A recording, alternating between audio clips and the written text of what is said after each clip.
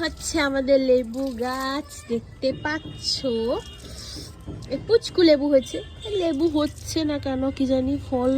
ফুল তো হয়ে আছে, হবে হয়তো আস্তে আস্তে। এই হচ্ছে গোলাপ গাছ, এই গোলাপটা একটুখানি মরছে মতো আছে।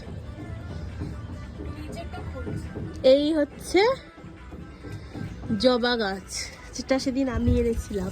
এই লেবু গাছটাও আনা হয়েছিল। আর এই দেখো গাঁদা হচ্ছে, এগুলো 9 o'clock। এটাও একটা জবা।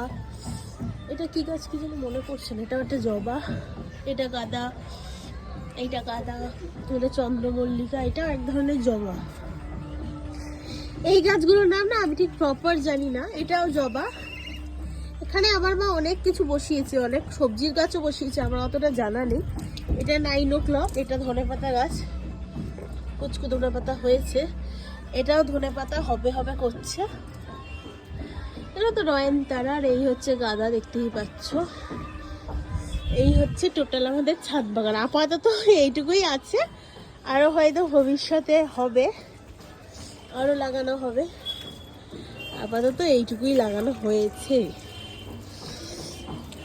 তোমাদের আগে দেখিয়েছিলাম আমি যে দুটো গাছ কিনেছিলাম, এই জবাটা আর এই লেবুটা। এগুলো ভালোই হচ্ছে। এরকম কিছু গোলাপ টোলাপ অ্যাড করবো, এখনো যেগুলো করা হয়নি।